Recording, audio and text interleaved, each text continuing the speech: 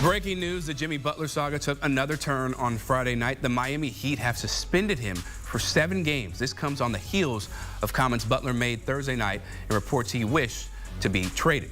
Now, here's the full statement released from the team. Quote, "We have suspended Jimmy Butler for 7 games for multiple instances of conduct detrimental to the team over the course of the season, and particularly the last several weeks. Through his actions and statements, he has shown he no longer wants to be a part of this team. Jimmy Butler and his representatives have indicated that they wish to be traded. Therefore, we will listen to offers."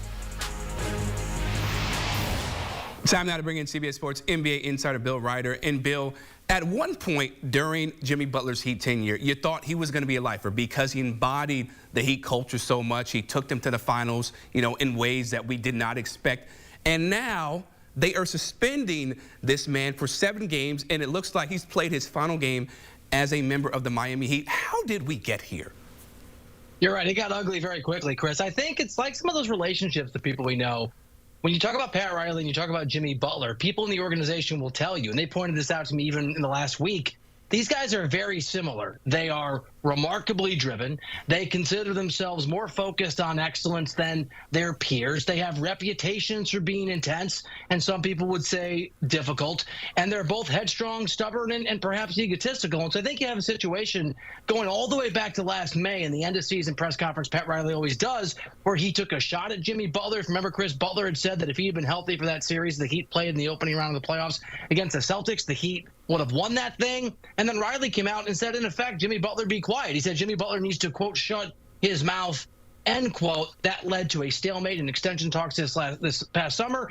And I think just 2 stubborn guys who have, let's be fair, gotten crossways with people they've relied on for success over the years, went from being allies to button heads, and it got ugly very, very quickly. Right, and with a lot of relationships, Bill, it takes 2 people for it to break down, right? Not everyone, but a lot of them. So when you look at this situation, who does the responsibility lie with the most, in your opinion?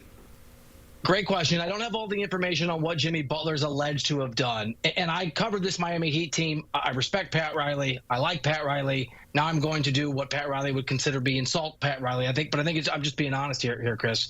Pat Riley, when he was tasked with trying to keep LeBron James in 2014, when the Heat had just lost to the Spurs and there were rumors LeBron might leave, Pat Riley used that same postseason press conference to say that you have to stand tough, that you don't cut and run, you don't look for the easy out and the exit door. And it came across to many people as condescending. It was clearly directed at LeBron James. 2 weeks later, LeBron James went to Cleveland. Pat Riley had a falling out with Dwayne Wade. They've repaired that, but that was part of the reason Wade went to Chicago. Go way back. Pat Riley had such a falling out when he was actually the head coach with Shaquille O'Neal that there was a physical altercation at a practice, and Shaq was shipped out to Phoenix. So to answer your question, you're right. It's probably 2 to tango. But we live in a world where the NBA stars have a lot of leverage. You have to manage them a certain way. And as great as Pat Riley has been, I think he doesn't get the credit for the success he's had. Even the last 5 years, they've made 3 conference finals and 2 finals over that stretch. He has a history of it's his way or the highway. And too often players hitting the highway, LeBron, Shaq, Dwayne Wade, now Jimmy Butler, could have helped this team if Riley perhaps had a different approach. Absolutely, but Pat Riley is not changing. He is sticking to his guns. He's not. That he's at an age where he's going to do what he wants to do, and if you're not in that business or you're not following in line, he's going to say, all right, peace out.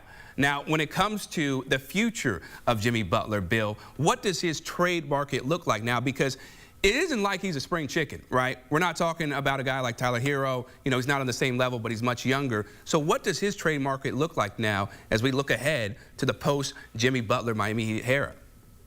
Yeah, great question. Has a massive player option over $50 million this summer, wants a huge extension at a max number or near it, and as you noted, isn't always reliable. Did not play last year in the playoffs. So I think, and also let me say this, having talked to folks in that Heat organization in the lead up to and including this drama in the last 24 hours, they want players that can contribute now, which would seem to rule out, say, Chris, a Houston Rockets team that has a lot of assets and young players, but may not fit the Heat's belief that they can still compete today, and they want players in return for that. So to answer your question, that restricts the market. There are some teams, it will be teams that have a window and can move pieces to make the numbers work and send back players that could help the Heat compete today. The Warriors, I think, are front of mind. Andrew Wiggins is somebody that feels like when he's playing right, could play the Heat way.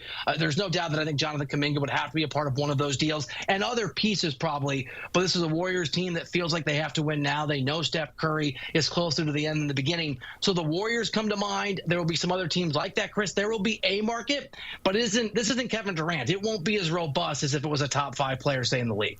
Very interesting news. Appreciate the insight, as always, Bill Reiter, giving us the best insight. Thank you so much, man. And make sure to check out the Beyond the Arc podcast, where Bill and his co-host Sean Gonzalez break down the NBA daily, talking about the latest storylines going around the association. Download it wherever you get your podcasts.